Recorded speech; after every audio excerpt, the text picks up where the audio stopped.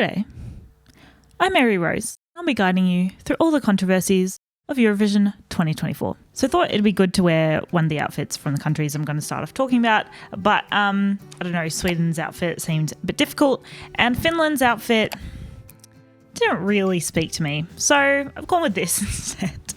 This seemed like something I could recreate that I also liked. So we're going to have to start with how Eurovision 2023 ended. And wow, these glasses are so fucking annoying.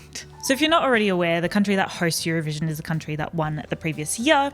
So Sweden's hosting it this year because they won last year. The jury gave Sweden 190 more points than Finland, which is more than double what Finland got from the jury.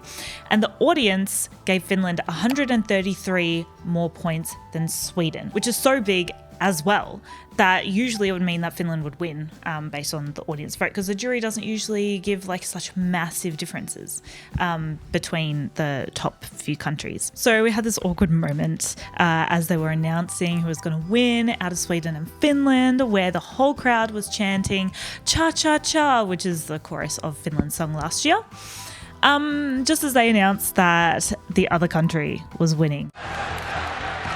Finland. Okay, yes, you love them. 243 points. We have a winner. Sweden. So it was a bit awkward. And then Loreen had to perform again in front of everyone who had just been chanting for Finland to win. And as they announced Sweden was winning, they also said, wow, Sweden won just in time for the 50th anniversary of Sweden's first win in Eurovision, which was with ABBA, which is, I think, objectively the biggest group to come out of a Eurovision win. And Sweden was definitely trying really hard to get a win because they sent an artist that had already won at Eurovision before, Loreen, who is also adored by Eurovision fans. So just overall was a bit sus. A lot of people were saying that Finland should have won. Of course, every year people say that the Eurovision votes are political with the jury and the audience, and that year was no different. So let's move on to talking about the countries that are participating in Eurovision this year and the songs that they've entered. So there's a bit of tension between Greece and Cyprus this year. Cyprus usually chooses their song through an internal selection process, which a lot of countries use. Another way that some countries pick their songs is through some sort of competition, which is kind of like a mini Eurovision, or some people have it through like their country's version of The Voice or something like that, which is like a competition that's already being broadcast on TV. And there's a show like this for Greece and Cyprus that's like combined. And last year, Cyprus was considering using that show to pick the contender for Cyprus for Eurovision, but they decided to defer that decision to this year. And this year they decided to use that competition for it instead of the internal selection process. And then Greece filed a complaint with the EBU, the European Broadcasting Union, that hosts Eurovision, saying that because the show is broadcast in Greece, it would be against the rules for Cyprus to pick their winner from it. And Greece threatened to leave Eurovision if nothing was changed. So Cyprus ended up deciding to go back on their change and do an internal selection process again for 2024. Yeah, and after that, a couple of months ago, there were some accusations that even before the jury for Greece was picked for Eurovision and before Cyprus's entry had come out, that there had been a decision to give Cyprus a predetermined low jury score on the actual grand final of the competition. I don't think there's much evidence of this as it stands. Basically, Greece and Cyprus are beefing. So that's fun. Iceland is one of the countries that has a performance and an audience vote to determine who is going to represent the country at Eurovision. And there was a bit of a dispute about the winner for this year. So the person representing Iceland this year is Hera with the song Scared of Heights. And there were some reports that people were unable to vote for the person who came second and was like the main competitor against her, Bashar, who we should also note is Palestinian. We'll talk about Palestine later on in this video because they're very relevant this year, Israel and Palestine. So a lot of people that were voting in Iceland's competition were reporting that they had error messages. I think there were screenshots as well, error messages when they tried to vote for Bashar, or the app showed that their vote had actually gone to Hera instead of Bashar when they had tried to vote for them. There was an internal investigation underway. I don't know where that's at, but yeah, people weren't very happy about that.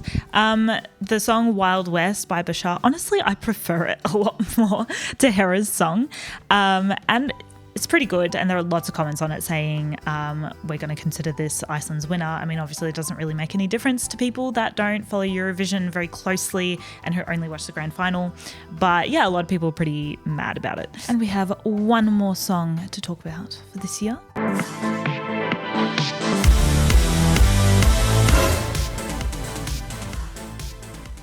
So this dress is very far from what she's wearing in the video, and I feel like this colour doesn't really work with my hair, just pink in general. It's been a while since I've worn this much pink because my hair is this colour, and I'm not sure that it quite works, but let me know what you think.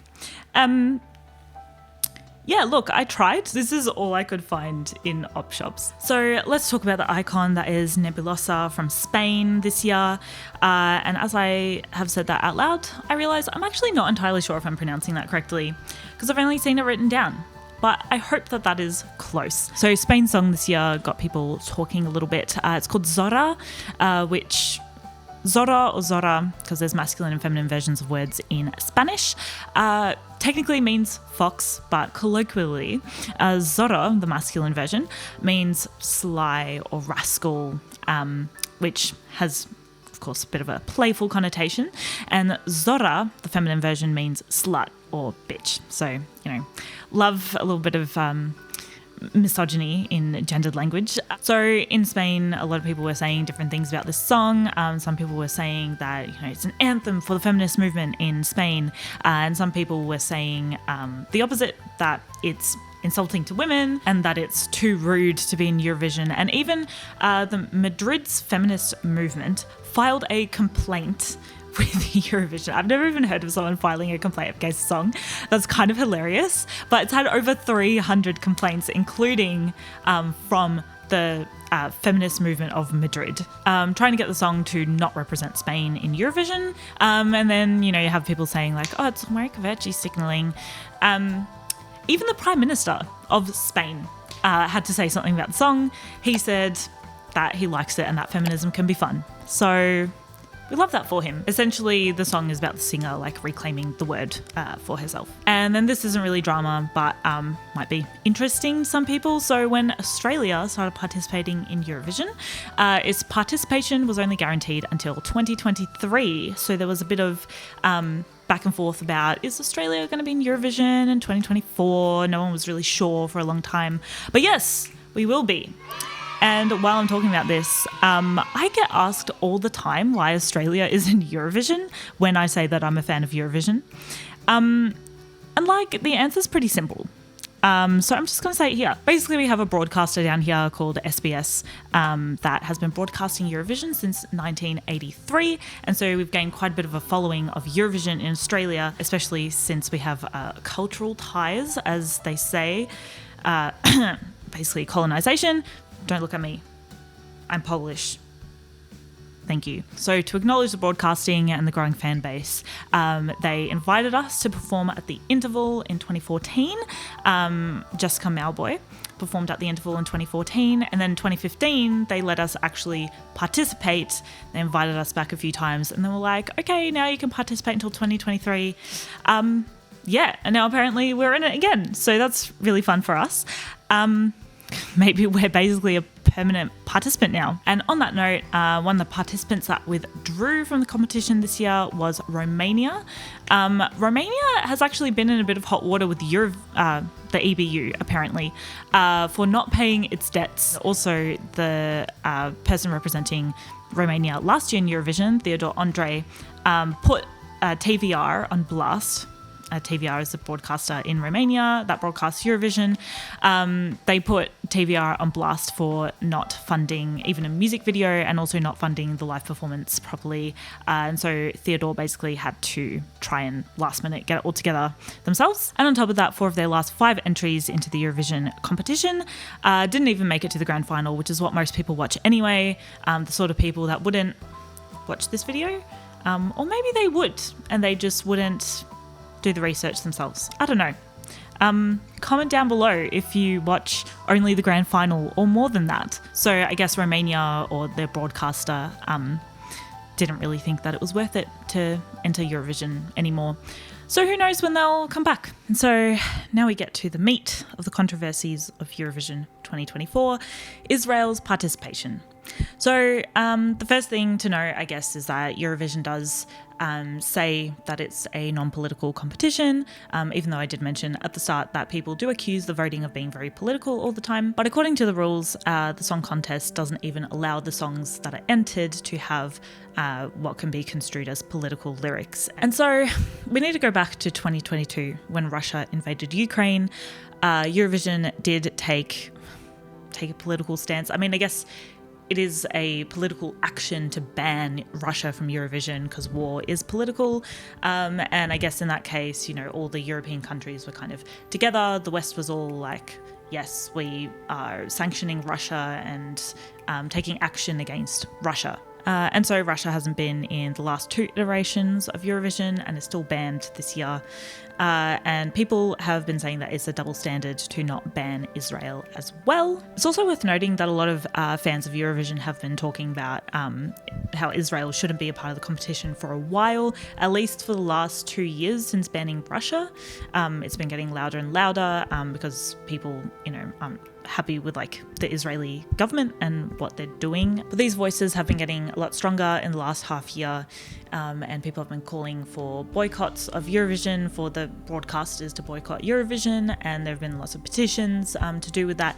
And even participants in this year's Eurovision have released a joint statement of, well, actually, technically it wasn't to boycott Eurovision, but it was talking about calling for a ceasefire in Gaza. So the contestants that released a joint statement calling for a ceasefire in Gaza were Gote, Yolanda, Megara, Musti, Nemo, Ollie Alexander, Saba, Sylvester Belt, Windows 95 Man, and Bambi Thug. And these people have also been called to pull out of the contest by fans, and some of them have spoken on the matter, such as Bambi Thug, saying that they won't be pulling out because it wouldn't actually do anything to help the situation and they'd only be replaced by someone else participating in the competition.